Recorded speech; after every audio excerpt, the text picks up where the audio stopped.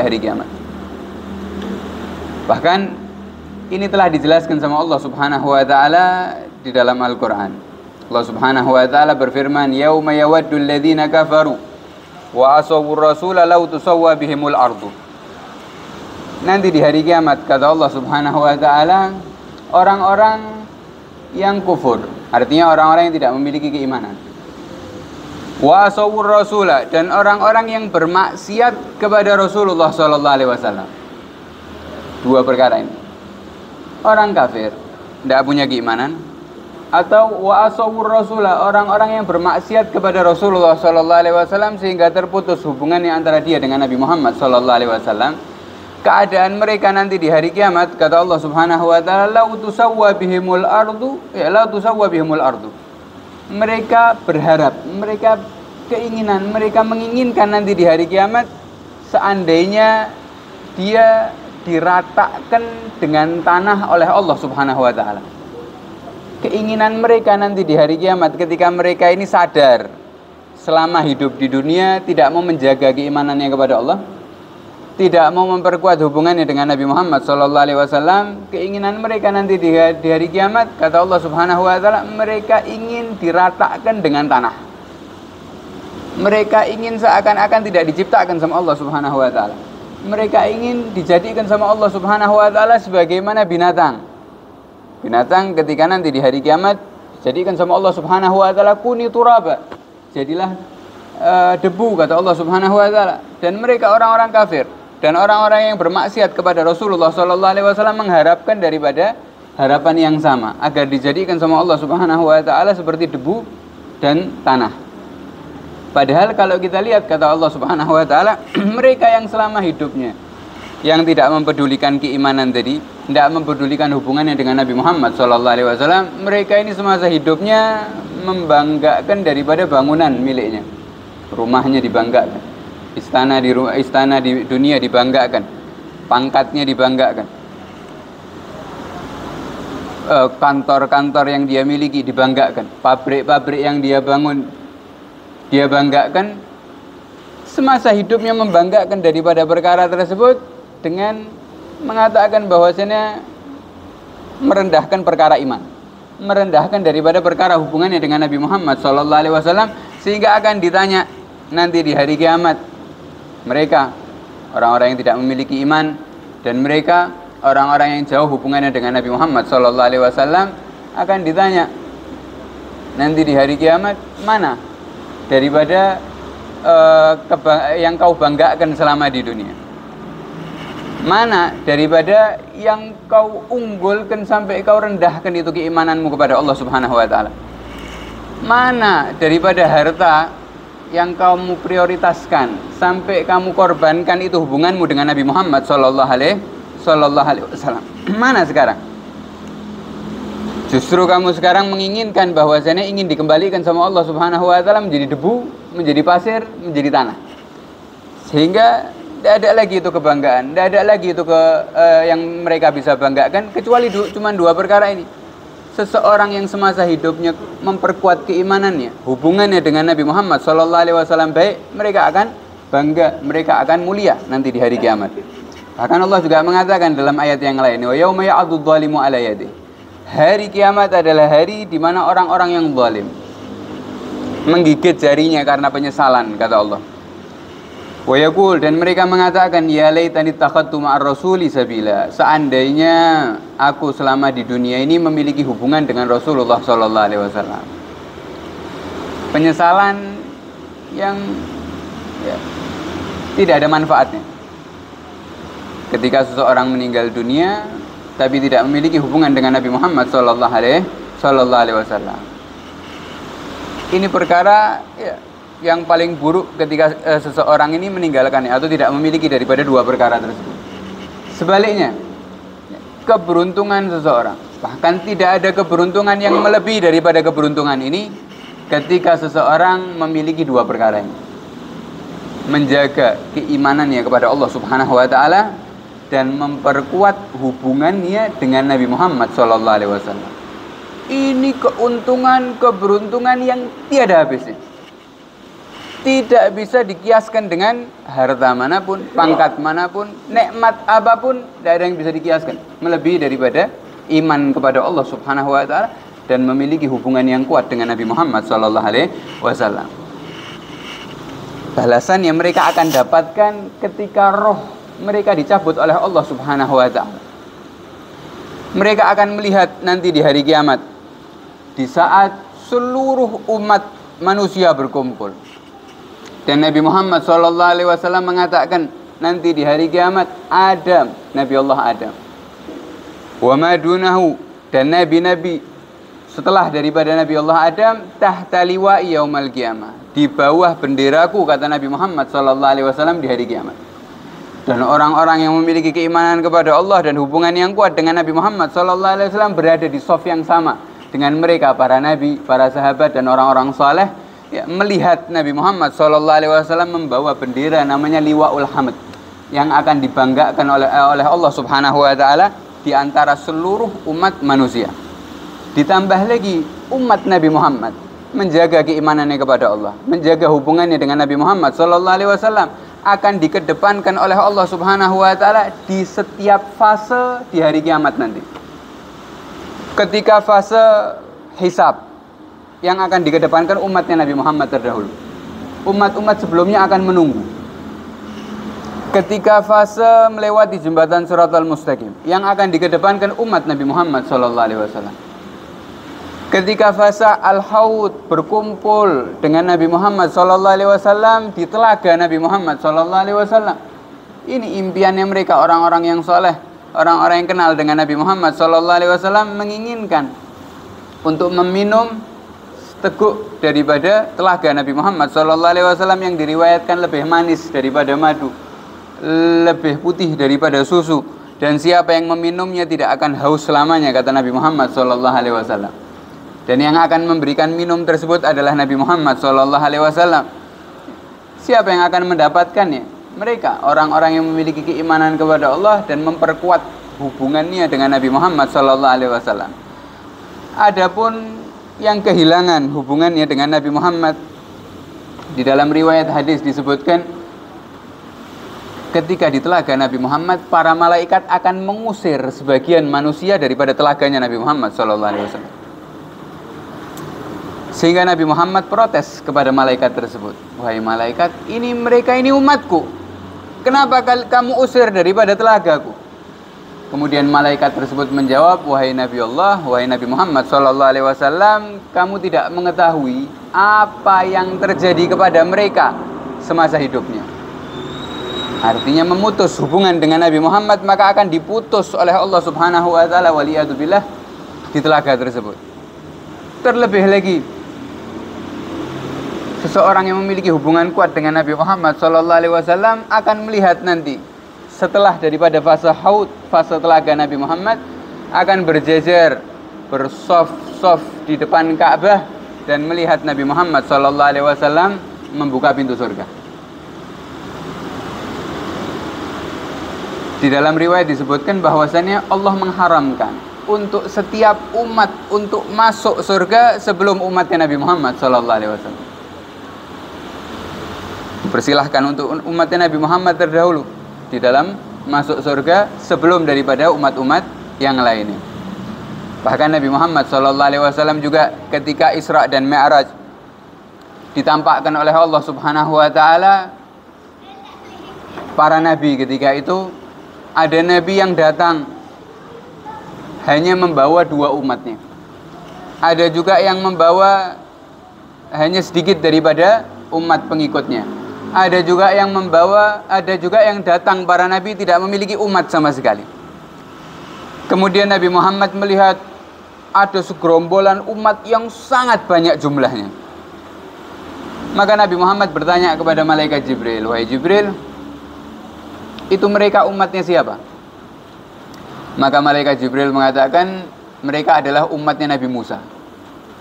Mereka adalah umatnya Nabi Musa, dilihat banyak sekali oleh Nabi Muhammad SAW. Kemudian Nabi Muhammad tanya, dan mana umatku? Kemudian malaikat Jibril memerintahkan Nabi Muhammad untuk melihat ke atas. Ketika Nabi Muhammad melihat ke atas, melihat di situ umat yang sangat banyak. Malaikat Jibril mengatakan mereka adalah umatmu, dan di antara mereka ada 70 orang yang akan dijanjikan masuk surga tanpa hisab oleh Allah Subhanahu wa taala. Ini kabar gembira yang sangat banyak yang diberikan oleh Allah, diberikan oleh Nabi Muhammad SAW. Bayarannya agar kita bisa mendapatkan daripada kabar gembira tersebut cuma 2. Iman kepada Allah Subhanahu wa taala. Perkuat iman kita sampai akhir hayat kita kepada Allah Subhanahu wa taala. Dan yang kedua, perkuat hubungan kita dengan Nabi Muhammad SAW. Selesai. Setelah itu ambil seluruh daripada kabar gembira dari Allah Subhanahu wa taala. Ambil daripada apa yang telah Allah Subhanahu wa taala persiapkan untuk umat Nabi Muhammad sallallahu alaihi wasallam.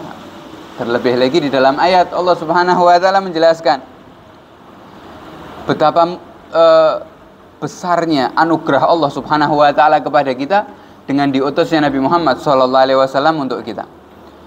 Allah berfirman, "Huwallazi ba'atsa fil ummiyina rasulan minhum."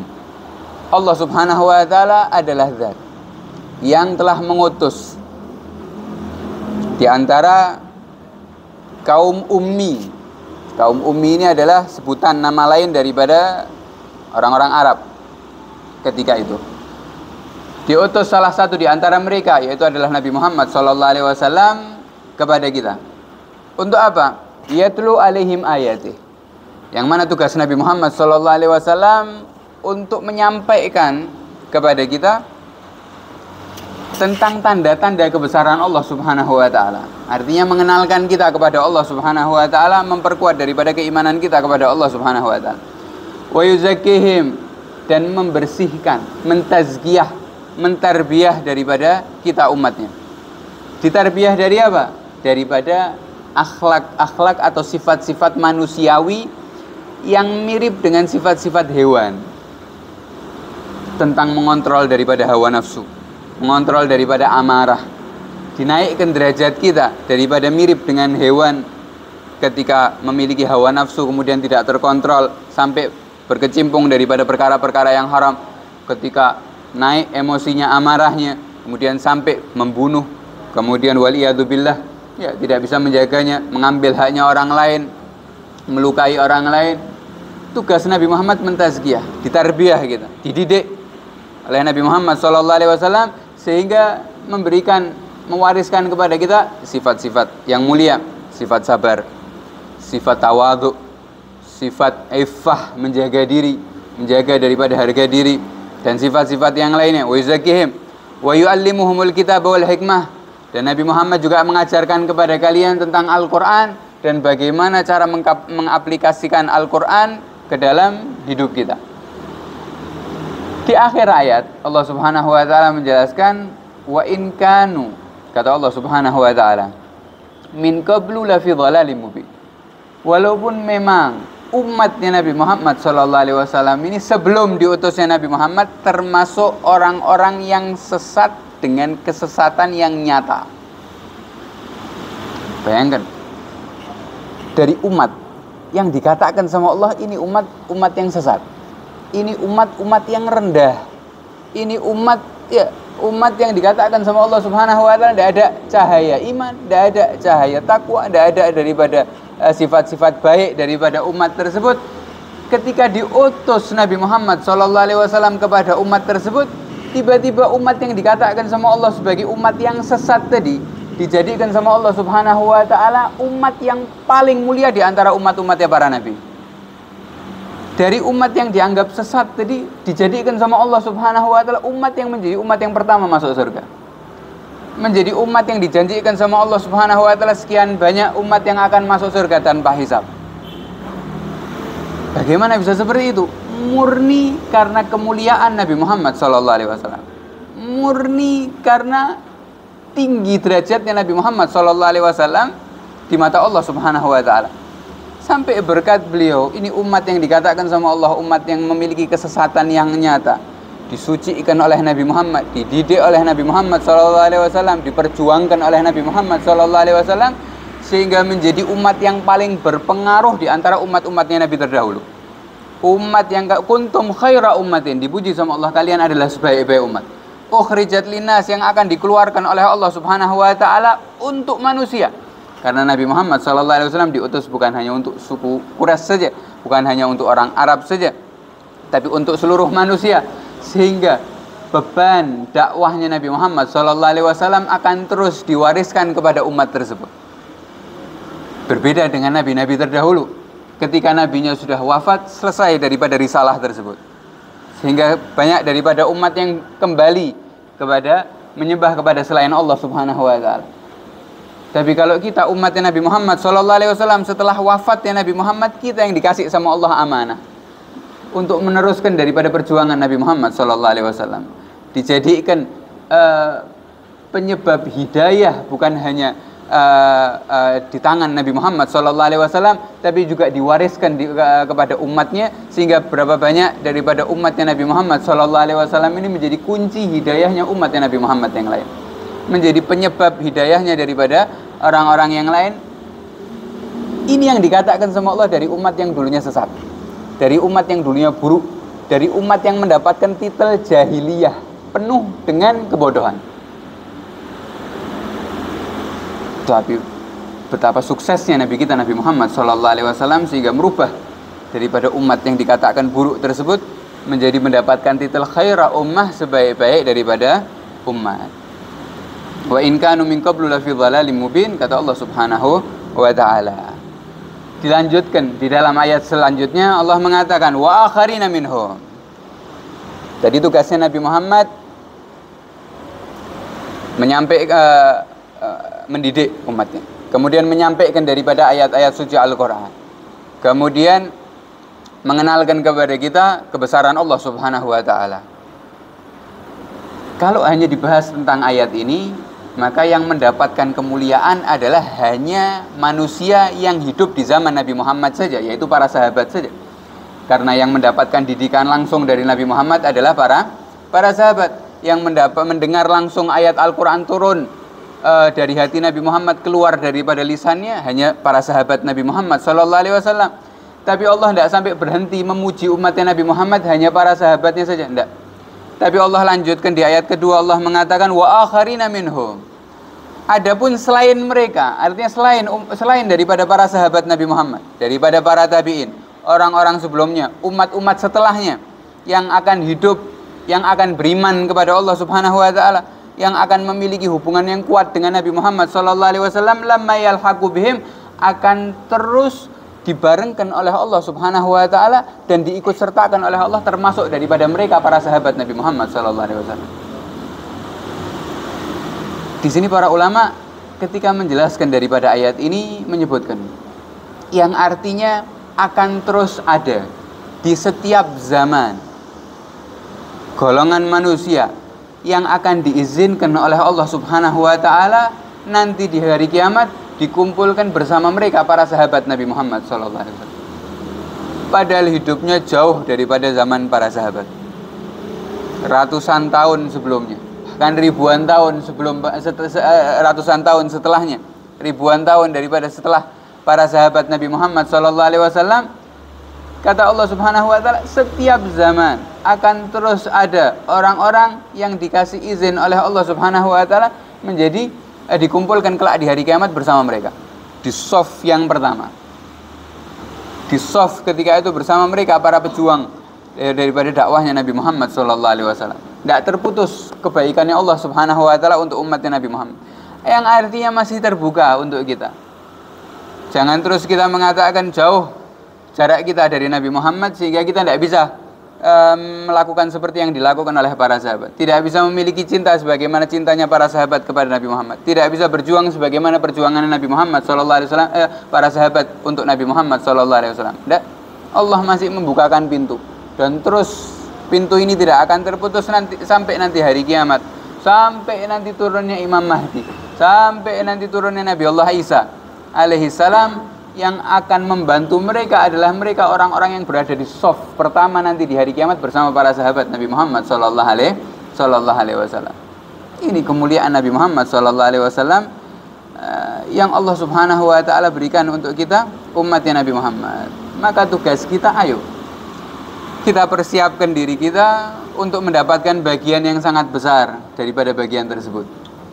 Persiapkan diri kita, perkuat daripada keimanan kita kepada Allah Subhanahu wa taala, perkuat daripada hubungan kita dengan Nabi Muhammad sallallahu alaihi wasallam, mengikuti jejaknya, memperbaiki daripada akhlak-akhlak kita untuk terus mengikuti akhlaknya Nabi Muhammad sallallahu alaihi wasallam. Ketika seseorang sudah melihat atau tujuan daripada hidupnya di dunia memperkuat daripada dua perkara ini, iman kepada Allah dan terus memiliki hubungan yang kuat dengan Nabi Muhammad SAW, maka kesusahan yang mereka rasakan di dunia ketika untuk meraih daripada derajat tersebut akan hilang, akan sirna ketika orang tersebut masuk ke dalam surganya Allah Subhanahu wa ta'ala. Ketika seseorang masuk ke dalam surganya Allah, itu rasa capek, itu rasa susah, itu rasa letih ketika berjuang memperkuat imannya di dunia, meneguhkan hatinya untuk terus mengikuti Nabi Muhammad SAW. Rasa capek tersebut hilang sehingga Allah akan bertanya kepada mereka, orang-orang penghuni surga, apakah pernah di dalam hidupmu kamu merasakan kesulitan, kesusahan? Maka penghuni surga akan mengatakan, demi Allah, wahai Tuhanku, seumur hidupku aku tidak pernah merasakan kesusahan. Aku tidak pernah merasakan daripada keletihan. Aku tidak pernah merasakan daripada keburukan. Lupa apapun yang terjadi, keburukan-keburukan yang ada di dunia ini. Pertama kali ketika itu masuk surga, lupa semua rasa capek ibadahnya, susah di dalam cirih payah dia ketika menjauhi daripada maksiat, perjuangan dia untuk melaksanakan daripada ketaatan kepada Allah Subhanahu wa taala. Rasa susah tersebut, keburukan-keburukan tersebut hilang semuanya sehingga mengatakan kehidupanku semuanya nikmat. Tapi berbeda ketika mereka orang-orang yang seumur hidupnya lalai daripada dua perkara ini, mengorbankan keimanannya untuk kenikmatan maksiat, mengorbankan daripada keimanannya hanya untuk perkara-perkara kelezatan duniawi, mengorbankan hubungannya dengan Nabi Muhammad SAW untuk memiliki hubungan dengan musuh-musuhnya Allah Subhanahu wa ta'ala. Ketika mereka masuk ke dalam nerakanya Allah Subhanahu wa ta'ala, maka Allah akan bertanya kepada mereka, apakah pernah kamu lama di dunia merasakan kenikmatan? Maka orang tersebut mengatakan, demi Allah, tidak ada nikmat sama sekali ketika aku hidup di dunia. Tidak ada sedikit pun kenikmatan yang aku rasakan selama aku hidup di dunia. Padahal umurnya habis di dalam mengikuti hawa nafsunya, umurnya habis di dalam mengikuti daripada hawa nafsunya untuk daripada melaksanakan daripada maksiat-maksiat tersebut. Lupa semuanya. Yang dia rasakan hanya kesusahan, yang dia ingat hanya perkara-perkara yang buruk. Dan ini sesuai dengan apa yang diucapkan oleh Allah Subhanahu wa taala di dalam Al-Qur'an, ka'annahum yauma yarawnaha lam yalbathu illa 'ashiyatan aw duhaha. Kata Allah Subhanahu wa taala, ketika mereka nanti di hari kiamat melihat daripada janjiku, kata Allah Subhanahu wa ta'ala, apa yang telah aku janjikan kepada mereka, maka mereka ini akan merasa bahwasannya hidupnya mereka di dunia hanya antara waktu duha sampai waktu sore. Jadi ketika mereka sampai di padang mahsyar nanti, ketika manusia nanti sampai di hari pembalasan, mereka ini akan merasakan bahwasannya hidupnya di dunia itu seperti asyiyah au duha, seperti waktu sore ataupun waktu duha. Betapa singkatnya waktu duha ini, betapa singkatnya waktu sore ini. Dan itu yang akan dirasakan oleh mereka, baik penghuni surga maupun penghuni neraka. Mereka penghuni surga yang ketika itu merasakan kesusahan menjaga matanya, hatinya, makanannya selama di dunia, susah di dalam menjaga keimanannya, ketakwaannya kepada Allah, masuk di surga merasakan seakan-akan hidup di dunia ini cuma sebentar. Begitu juga waliyadzubillah mereka penghuni neraka. Bahkan kalau kita tahu Nabi yang paling panjang umurnya, Nabi Allah Nuh alaihissalam. Kita tahu Nabi Allah Nuh memiliki usia 950 tahun. Bahkan diriwayatkan setelah kapalnya Nabi Allah Nuh ini mendarat, ketika itu Nabi Allah Nuh masih dikasih usia sama Allah Subhanahu wa taala umur lebih daripada 200 tahun untuk tinggal di dunia. Berdakwah terus di jalan Allah Subhanahu wa taala. Lama sekali hidup di dunia. Dalam riwayat sampai 1000 tahun.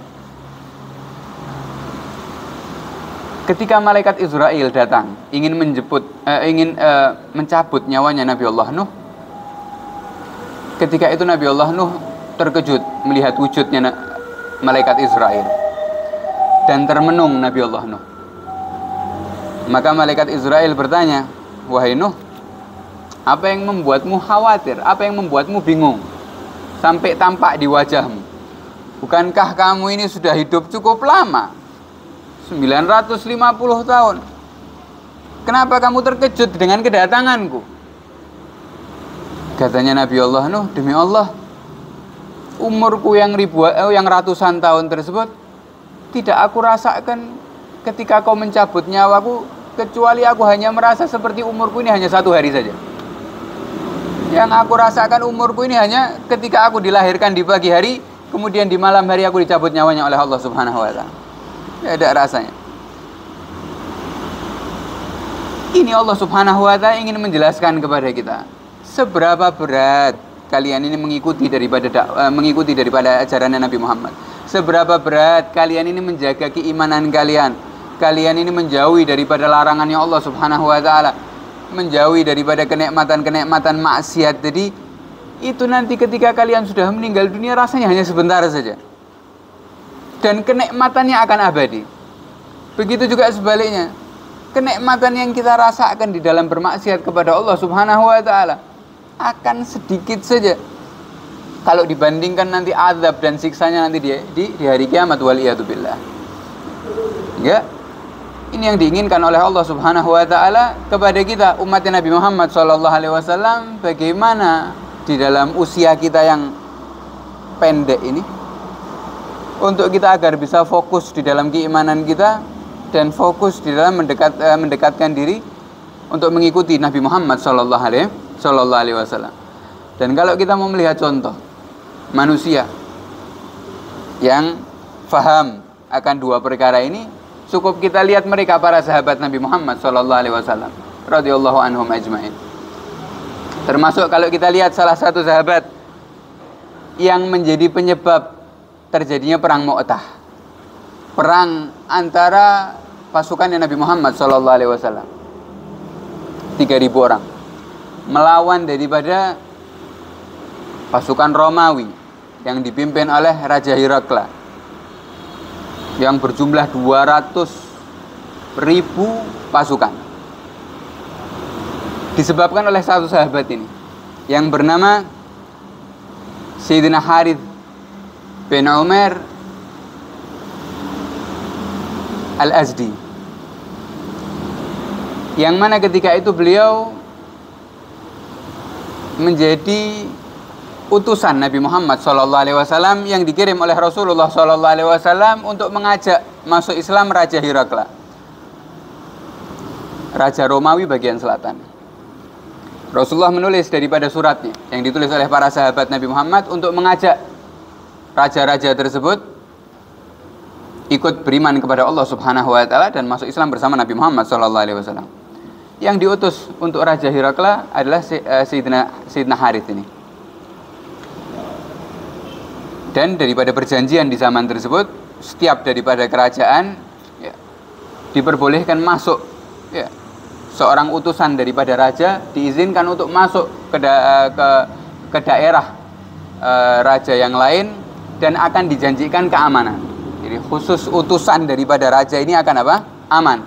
Dan jika utusan ini dilukai, maka sama saja mengumandangkan apa? Perang. Maka Nabi Muhammad mengirim utusannya Sayyidina Harith bin Umar. Dikasih suratnya oleh Nabi Muhammad, diperintahkan untuk pergi ke Al-Mu'tah. Perintahkan untuk pergi ke Romawi. membawa suratnya Nabi Muhammad bertemu dengan raja, tapi raja tersebut menolak untuk masuk Islam bersama Nabi Muhammad SAW. Maka selama Sayyidina Harith tersebut tinggal di daerah Romawi tersebut, ada orang-orang kafir yang tidak mau mematuhi daripada aturan tersebut, sehingga mendatangi Harith. Sayyidina Harith mengatakan bahwasanya, apakah kau utusannya Muhammad? Kata Harith, ya, aku adalah utusannya Rasulullah SAW. Maka kenapa kamu ini tidak mengkhianati saja itu namanya Muhammad? Kau khianati itu Muhammad, jangan kau taati itu orang yang namanya Muhammad.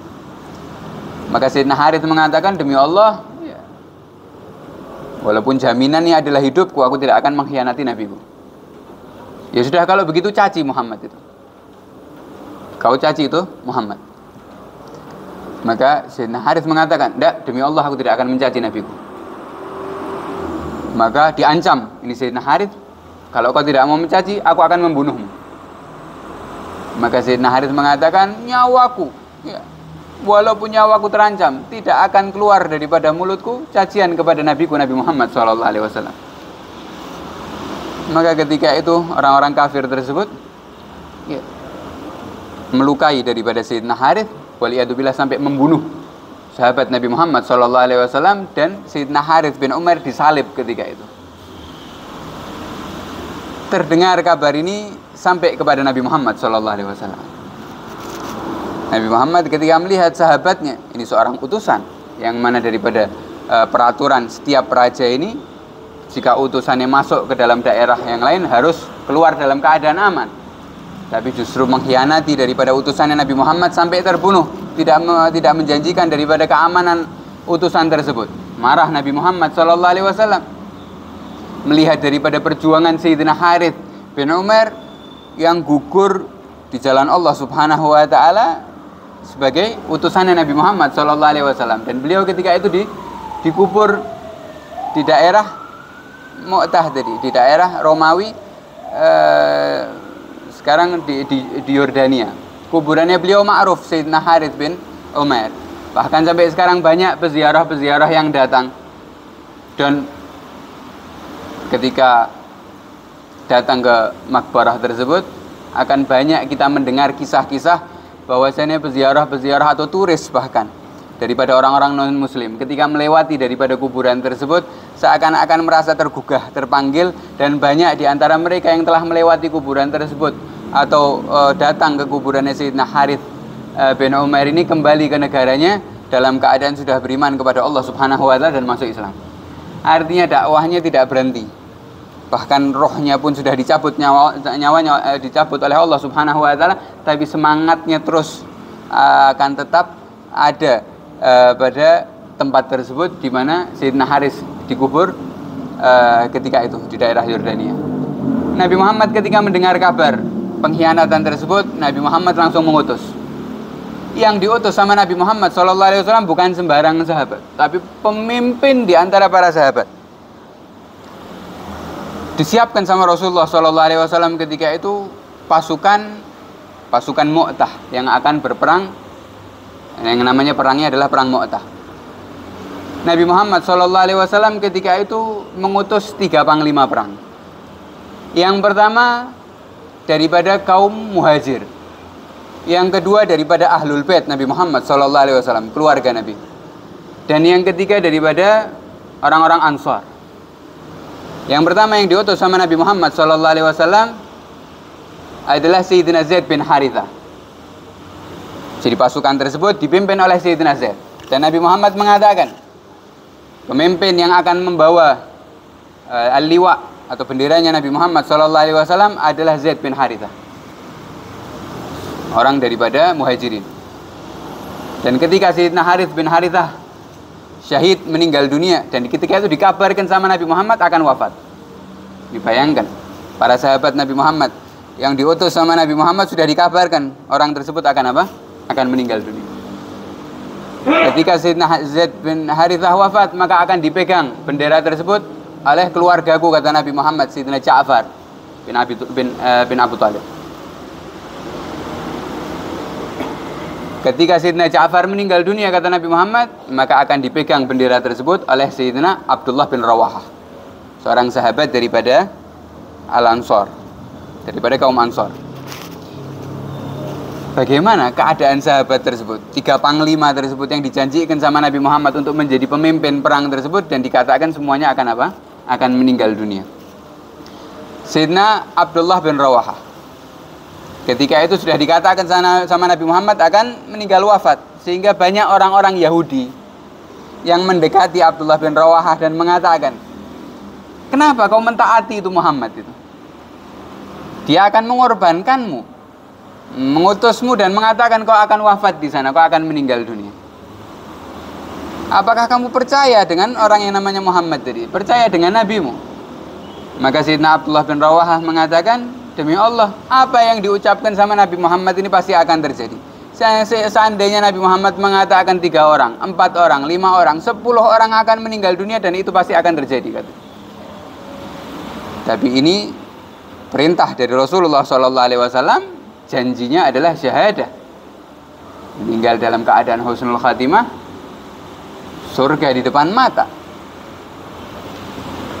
Tidak akan menyia-nyiakan daripada janji Nabi Muhammad sallallahu alaihi wasallam.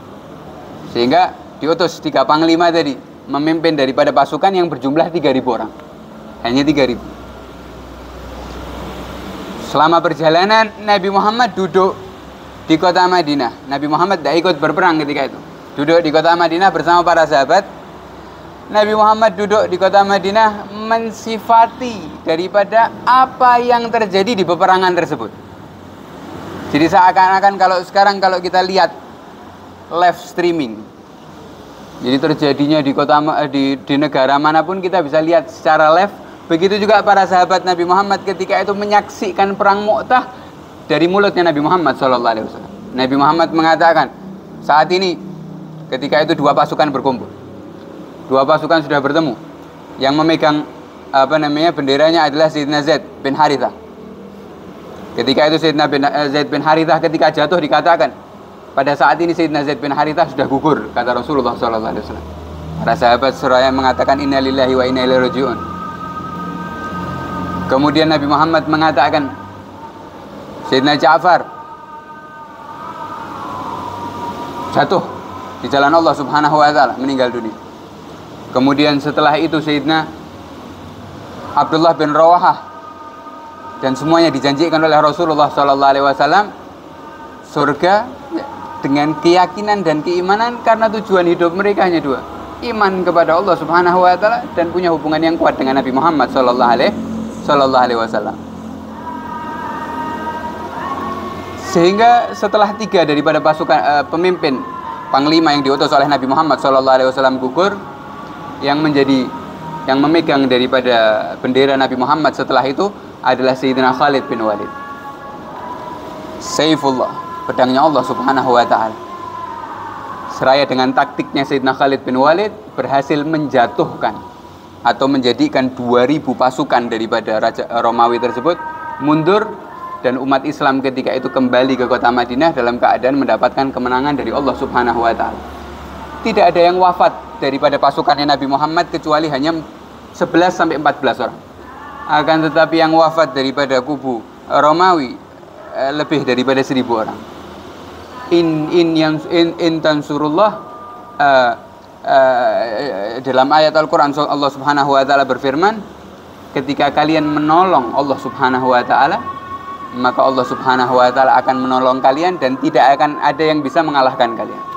Ini kabar gembira untuk kita umat Nabi Muhammad. Hendaknya kita banggakan, hendaknya terus kita pegang teguh hubungan kita dengan Nabi Muhammad. Semoga Allah Subhanahu wa taala terus mengikatkan kita dengan Nabi Muhammad sallallahu alaihi wasallam di setiap keadaan kita, diam kita, berbicara kita, berdiri kita, sampai hidup dan mati kita untuk Nabi Muhammad sallallahu alaihi wasallam. Dan semoga kita juga diizinkan oleh Allah untuk berkumpul di surga yang paling atas kelak insyaallah bersama Nabi Muhammad sallallahu alaihi wasallam, di barisan para sahabat Nabi Muhammad sallallahu alaihi wasallam, masuk surga tanpa hisab, tanpa azab. Amin amin ya rabbal alamin. Sallallahu alaihi wasallam Muhammad wa afu minkum. Assalamualaikum warahmatullahi wabarakatuh.